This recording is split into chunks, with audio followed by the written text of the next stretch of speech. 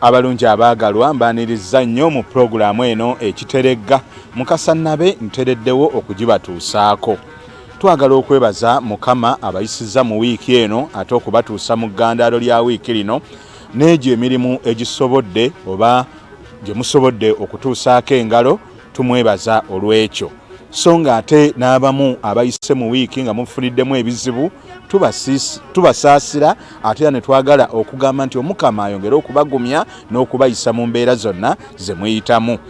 Olwaleero nno tuzze ng'era twagala okwongera okuteregga ng'ensonga gitutereggako olunaku olwaleero twagala okujjukira lwe giweze emyaka 25 kasokedde nga Ssaabasajja Kabaka akuba enkanamu. N'olwekyo emboozi nnyingi gye tujja okutereggako eya Ssaabasajja Kabaka aliko ate ne bakabaka abalala bavaako emabega n'embeera ezaabwe ze baayitamu nga bakuba enkanamu. Ate nno gwendi naye si mulala naye ye mukugu waffe munnabyafaayo kakensa waabyo ate nga si mulala ye Ntale Shafiik, oyo nno nga musomesa ate nga mukugu. Njagala kusaba asooka abalamuseeko n'oluvannyuma tugende mu maaso.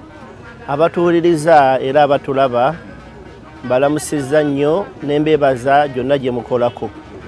Mwebala okuweereza eggwanga n'ensi ate n'okwekuumira ku pulogulaamu ekiterega n'okulaba terefayina yaffe TV y'Obwakabaka bwa Buganda.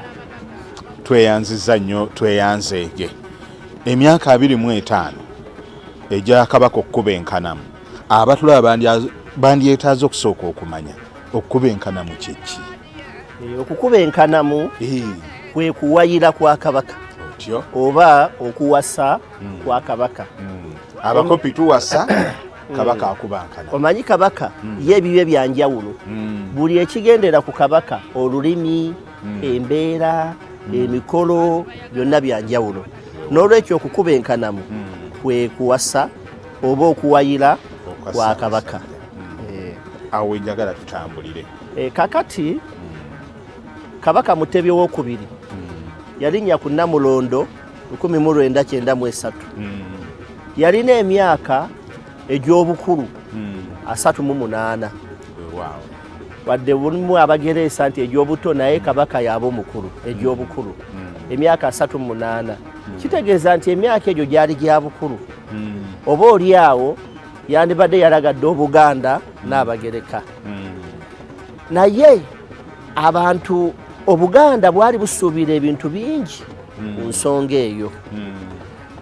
Kubanga bw'otunako emabega mu byafaayo bajjajjaabe Ssekabaka Daudi Chwa yakuba enkanamu nga wa myaka 18 egy'obukulu.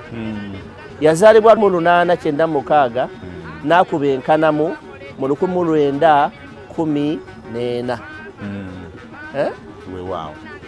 Mwezi gwa Sebutemba ne bamugatta e Namirembe awo ne Irene Drusilla Namaganda. Oyo nno ye Nnaabagereka omubereberye ekyafaayo ekyo kimanyi. Nyinza okuba nga nze nkimanyi naye ng'ate abatulaba tebakola ki oba bw'ogamba ti Nnaabagereka omubereberye bakabaka abalala tebakubanga. Irene Drusilla Namaganda ye Nnaabagereka omubereberye kubanga bakabaka ab'emabega omukyalo omukulu oba omuzaana omukulu bamuyitanga Kaddulubaale. Naye Irene Drusilla Namaganda yali mwana wa mwawule Reverend Yonasaani Kayizi Ekibutamu mu Buddu. Kaakati eddiini bwe yali yakajja abantu baagikiririzangamu nnyo nga tebaagala kigambo kyonna kyekuusa mu ddiini eri Nansangwa. Kaakati omwawule n'agamba omwana wange afumbirwe Kabaka mamuyite Kaddulubaale ng'ate eri twavaayo kati tuli mu Bukristaayo. Ate nga Yonasaani Kayizi oyo yali muzzukulu wa Bilizeeri Kalunda omuwogozi. Wamuwulirako? Namuwulirako. Kakati nga eri twavaayo ekyo ne kireetamu enkeka. Kabaka n'asensera ebyafaayo n'ajjukira jjajjaawe Nabuuso Nnaabagereka Obutiko eyafumba omwa Ssekabaka Ssekamaanya yafumbamu omumudya ekkongojje n'agamba nti kati mukyala wange omuzaana takyayitibwa Kaddulubaale anaayitibwanga Nnaabagereka ng'alinga agamba nti Namirembe tajja kuddayo okuwayira ki mulala. Era Kabaka Daudi Chwa jjajjaawe oli yawasa omukazi omu lyekkubo lyakutte era Kabaka Daudi Chwa tekwata magulu ye Kabaka eyasooka okukubenkana mu ddiini eya Kristo. Kati okuva olwo muka Kabaka omukulu n'ayitibwa Nnaabagereka ne liba erinnya ettongole erya muka Kabaka. Kaakati Ssekabaka Muteesa II naye ndowooza Chwera yawasa omwoyo yayongerako. Ssekabaka Muteesa II naye yatambulira mu buufu obwo era bwe yaweza emyaka 24 egy'obukulu nga 19 Novemba 1948 naye yalengera ewa Kisosonkole n'alengerayo Damali Nakawombe n'Abagereka era ne babagatta mu kanisa Pawulo Omutume Omutukuvu e Namirembe nga wa myaka 24. Kakati olaba bali bakubenkanamu nga tebannaweza myaka Kabaka Mutebi gye yalina ng'alinnye ku Namulondo. N'olwekyo Obuganda bwali bwebuuza ebibuuzo bingi nga bageraageranya ku kitaawe ne jjajjaawe ne Bassekabaka ab'emabega kuba bwe baatuuka emyaka yewe alinnyira ku Namulondo baali bakubye enkanamu. Kati ebibuuzo byali bingi naye nga tejjukira tebayinza kumala byetantala kumubuuza. Era ebintu bingi abasinga obungi baatuukiriranga Katikkiro. Katikkiro mulwanya muli Ssemwogerere ti owekitiibwa Katikkiro. Obuganda bukola ki? Obuganda bubuubaavu. Ssaabasajja atulabirira bwomu. Twetaaga maama. Leero Katikkiro nga buli waayita bamubuuza Katikkiro kiki ekiri mu lubiri? Nsonga ki? Kabaka Maasomoogi yamaamidde Obuganda alengere wagundi alengere wagundi. Naye mwabangamu abavumu abaavangayo mu ngeri y'obukakamu n'ekitiibwa nga batuukirira Ssaabasajja mu lwatu ne mu kyama naye mu ngeri ey'amagezi ennyo. Kakati enaku zino y'okusabuka Kabaka Nyanja tamanyiirwa. Kakati omu ku bantu abaakiisa mu ngeri y'ekifilosofifa yali omulabirizi Kawuma. Waliwo Emisayiri eyali omulabirizi e Namirembe awumule Mirembe. Yakiisa mu ngeri y'amagezi n'agamba nti Ssaabasajja olulyo lwa kintu lwetaaga okulanda. Olulyo lwa kintu lwetaaga okulanda. N'olwekyo Ssaabasajja Obuganda bulina essuubi kyekiseera ofune Nnaabagereka olulyo lwa kintu tusobole okukola ki? Okulanda. N'abantu abalala bangi abalala baatumanga omuwandiisi wa Kabaka ow'ekyama mu budde obwo omugenzi wa Gumbulizi Kiggundu. Abalala nga batuma yali Ssaabalangira mu biseera ebyo Besweri Mulondo. Naye Ssaabasajja ebintu byalabika bikwata mpola. Yabagamba nga obudde bujja kutuuka. Ate nno gwe ojja okusooka okumanya gwe wennyini. Gwe ojja okusooka okumanya ensonga eyo. Kati ebibuuzo awo ne biba bingi.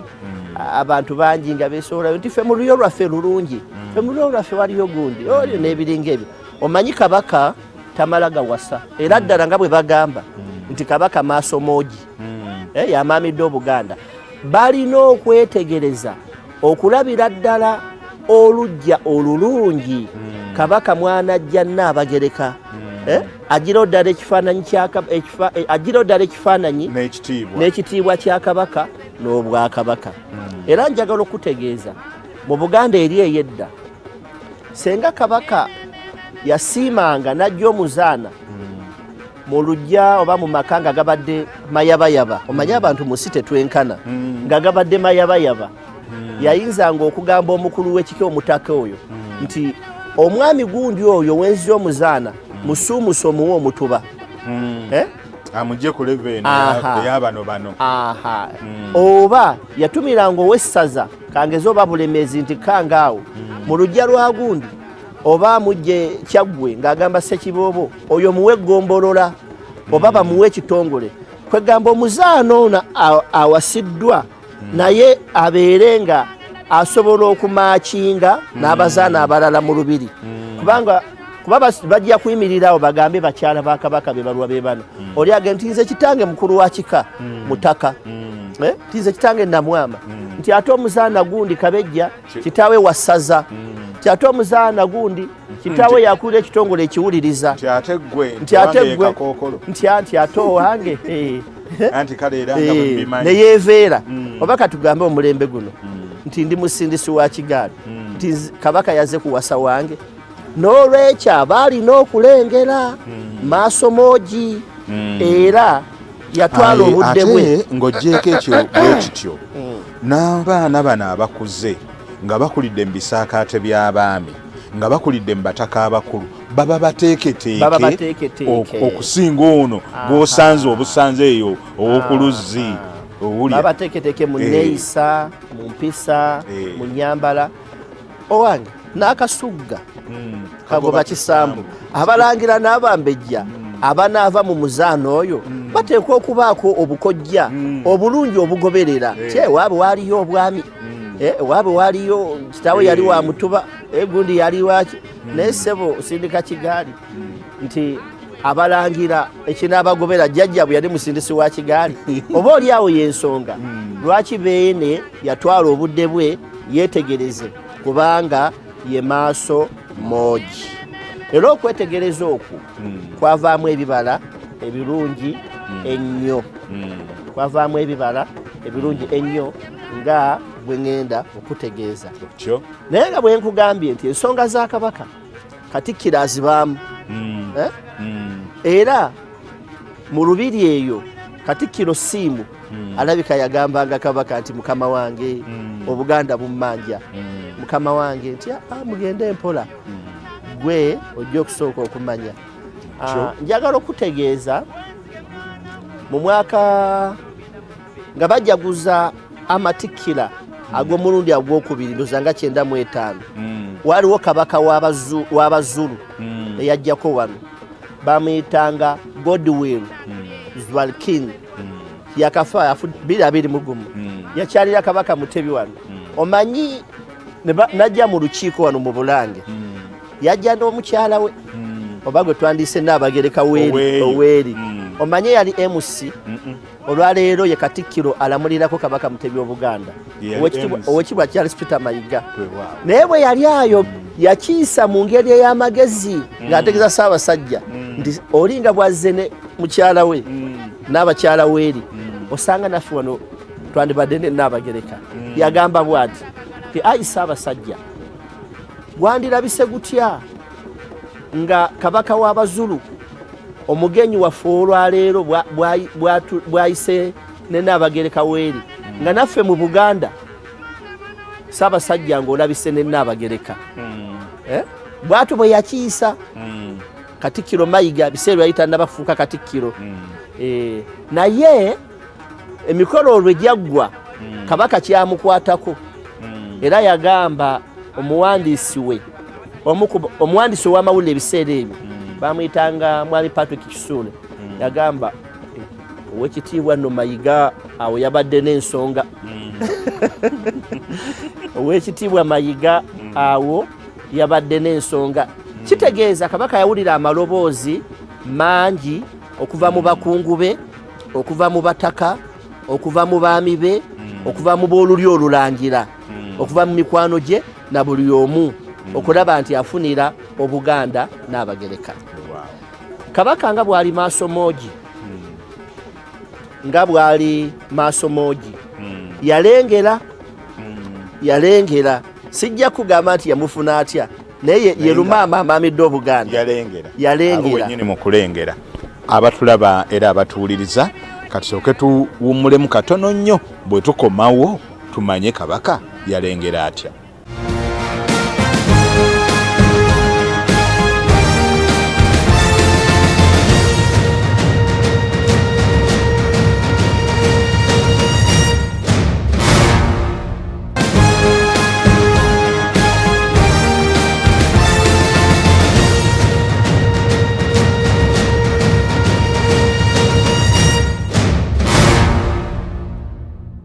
Mbakulisaayo nnyo mu kuwummulamu okwo ate era mbeebaza okuba nga mukyali naffe mu Kiteregga naye mmanyi nti waliwo ate abalala abakatwegatako essaawa zino mwenno njagala kubagamba nti olwaliro twaterezze ku bikwatagana ku Ssaabasajja Kabaka ng'akuba enkanamu mu 1999 tulina omukugu waffe era twagala tusimbulira awo effumu we twalese nga kabaka alengedde woba osimbulira awo. Kakati nga bwe nkugambye nti kabaka atunuulira lujjaki mwagenda ti omuzaana oyo gwaleese anaavaamu abalangira n'abambejja abalungi nga mu mubiri n'ebinaabagoberera mu bulamu bw'ensi. Ssaabasajja bw'ali maaso moogi yalengera olujja olulungi nga olujja olwo lwe lw'omutaka Edmond Nelson Nkalubo Ssebuggwawo. Yali mwami wa ssaza nga Ssebwana ku Micwa egy'okubiri era yaliko omuwanika wa Buganda ku Micwa egy'okubiri. Kati omwami oyo ow'omusu Nkalubo Nelson Ssebuggwawo yalina mutabani we nga ye John Mulumba Luswata. John Mulumba Luswata bw'agenda e Bungereza eyo okusoma nga waliyo ne mwana munne Rebecca Kintu ne balabagana era bwe baalabagana okukakana amutisse ettu. Kaakati bwe yazaala omwana oyo gwe yazaala ye Sylvia Najinda. Sylvia Najinda bwe bamuzaala kubanga omukyala ye Rebecca Wango ava musaza l'ekyaggwe tuli akitaawe. Kati naye nga nzikira ati naye ate era gyava nabo baaliko oba bwaliko obwa Ssekiboobo amazzi gakulukutira gye gatakulukutiranga n'akasugga kagoba kisambu. Kaakati bwe bamuzaala Sylvia Najinda olw'okuba nti John yalina okugenda mu maaso n'emisomo gye ng'akyali misomo e Bungereza yajja n'akulira ewa jjajjaawe era n'asomera awo Victoria Victoria Primary School n'agenda ewa Nyange Girls School gonna n'okurimu n'agenda e Gayaza n'agenda ne mu Amerika eyo n'ayongera n'akuguka. Kaakati laba olujja olwo Ssebuggwawo yali wa ssaza yali muwanika ku Micwa ne mwami Luswata nga naye tawena nga ddala baami bayivu mwana wa mwami n'alengera mu lujja olutuufu. Bw'alengera mu lujja olutuufu olwo n'akwatagana n'omuzaana we naye ng'ekyama kye akisirikidde. Omanye ebiseera ebisinga ebintu bya kabaka abiyisa mu Katikkiro. Kati omuzaana oyo Sylvia yali afunye empisa ez'obugunjufu ateekeddwa. Y'okimanyi nti emu ku nsonga lwaki Ssekabaka Daudi Chwa yawasa oba yawayira Luusi l'okimanyi baleeta abawala bwe batyo abasaanira kabaka baanaawasa nga bava Gayaza nga bamuyimbiramu naye nga beetoola bwe batyo bamuyimbiramu. Dulusira bwe yatuuka nga wali kabaka ng'afukamira. Dulusira bwe yatuuka nga wali kabaka ng'afukamira. Kabaka n'agamba oyo gwe nsiimye. Kwe kuteekateeka kuli kwayogeddeko. Nkakasa nti bano b'obigamba ab'ennaku zino bayinza okugamba mbw awo yali mukeetego oba oli awo era kwakasa kakwasa abalabo n'abayitawo nga bayimiridde Dulusira ng'afukamira n'agamba oyo gwe nsiimye. Kaakati obuteeketeeke obwoyogeddeko ono yabufuna okuva mu masomero Wanyange naye alina ebyafaayo bye ebirina obukwatane bw'Obwakabaka obw'esayidi eri Gayaza naye alina obukwatane bw'Obwakabaka bw'eno laba obuteeketeeke obwo. Kaakati nga bwe nga nti Katikkiro yalinga ku pressure e Bungereza eyo waliyo omukolo gw'ebyobuwangwa Abaganda abali e Bungereza nga boolesa obuwangwa bwabwe mu Bungereza. Kabaka yali alina okugenda okugulawo omukolo ogwo mu butongole. Si kyangu oba ebiseera ebisinga si kyangu kabaka okubulawo ne Katikkiro n'abulawo. Era ebiseera ebisinga kabaka bw'agenda ku mirimu emitongole Katikkiro asigala. Katikkiro bw'agenda ku mirimu emitongole kabaka abaayo mu lubiri. Naye ku mulundi ogwo kabaka Mutebi owookubiri yagenda e Bungereza ne Katikkiro Mulwanyamuli Ssemwogerere bonna ne bagenda wamu. Katikkiro yalowooza nti kale omukolo y'ensonga enkulu naye mwalimu ekyama kabaka kye yali ayagala okumubikkulira.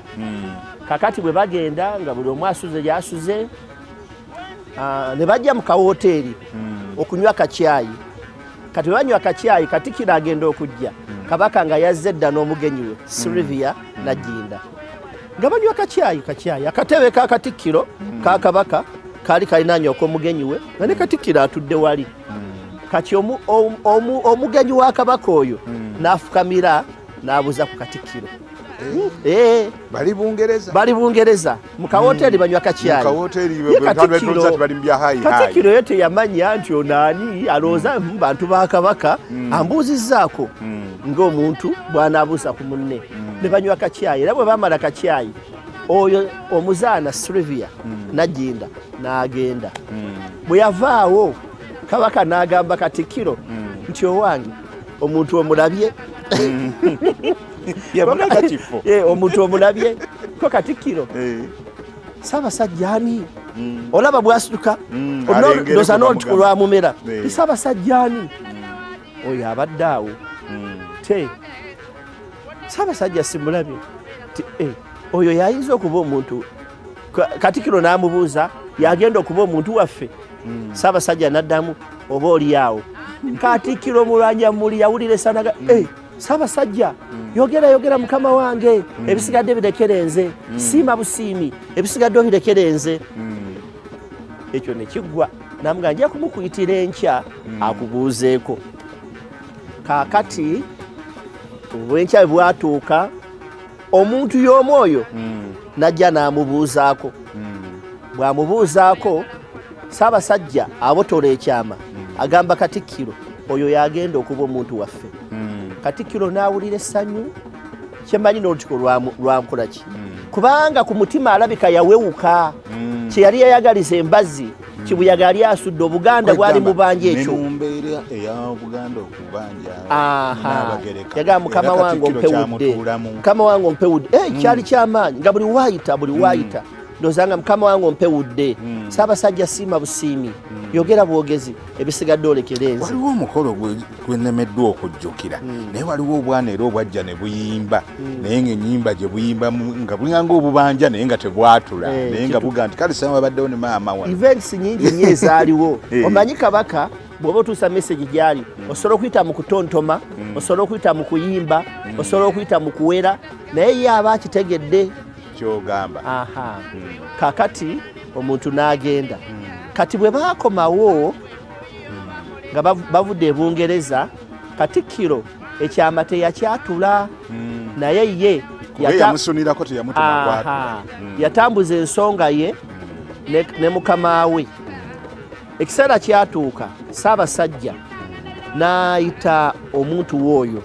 n'amugamba jangu nkwetaaga mu lubiri ebbanda kaakati omuntu oyo yali yakaddayo mu America bw'aba yakaddayo mu America Ssaabasajja amugamba nkwegayiridde jangu tikiti bajja kugisasula nina obubaka bwe njagala okuwa bwe yatuuka e Uganda nga bawuliziganya n'amugamba funayo sengaawo n'abantu nga 5 mujje mu lubiri ebbanda naye ye Kabaka yali yategese dda ab'oluli olulangira abalangira n'abambejja Katikkiro yali ku lwa Buganda n'abantu abala mikwano gya Kabaka abatonotono okwandibadde okutuuka mu lubiri ebbanda Ssaabasajja yategeeza abaaliwo ono gwe nsiimye yagenda okuba n'abagereka wa Buganda endulu nevuga bwali buluulu gyali mizira n'ebiringa ebyo naye nga bwomanyi ab'amawulire muloba nnyo mwateeka okutu ku ttaka okuwulira ekivaayo era amawulire agaava ebbanda mu lubiri gaali gassanyu gasaasaanira Obuganda nti agava ebbanda Ssaabasajja alaze ab'oluli olulangira agenda okubeera n'abagereka kati awo enteekateeka zaakolebwa kyali tekikyali kyama Katikkiro yalina okukulembera abantu bagende enkumba ewa mwami Luswata okukola omukolo gwe bayita okulaalira kubanga mu buwangwa bw'Abaganda Kabaka ye tayanjulwa ani atamanyi Kabaka ate ekyokubiri Kabaka tasalirwa mutwalo kubanga abazaana bonna babe kati ogenda musaba mutwalo ki ate omutwalo gwe guwasa kati ngeri y'abavuko ng'ennaku z'omwezi omusaba ku ddiiru ki 15 Maachi Katikkiro naye nga tebannagenda gindi Nkumba Katikkiro yalina okutegeeza olukiiko kati ne bagenda egindi Enkumba okulaalira oba okutwala endaalira nga bwe gandi Kabaka tasasula mutwalo eggulo limu omuwandiisi wa Kabaka ow'ekyama mu kiseera ekyo omugenzi wa Gumbulizi Kigundu yali yakoze enteekateeka etwala ebirabo eri bazadde b'omuzaana Sylvia Nagginda kati ebirabo ebyo mwalimu ente mwalimu embuzi n'ebirala Kabaka nga bwe yasiima kati enkeera Katikkiro Mulwanya muri Ssemwogerere okyakutte mu katono njagala abatuulize era abatulaba bagoberere nti omukulu nga bw'ayogedde nti Kabaka kyasalirwa nti onooleeta kino oba onooleeta kiri naye ebirabo ebyo bye yeebonanyizza ng'alagidde omukulu w'enkuluze n'alaba biki ebiriyo mu nkuluze n'alabako byasiimye n'aweereza endaalira okugaggawaza abo omanyi Kabaka bwakuwa baakugaggawaza okugaggawaza abo abamuzaalira Sylvia Nagginda kawummuliramu katono nnyo ate bwe tukomawo tulabe ebirala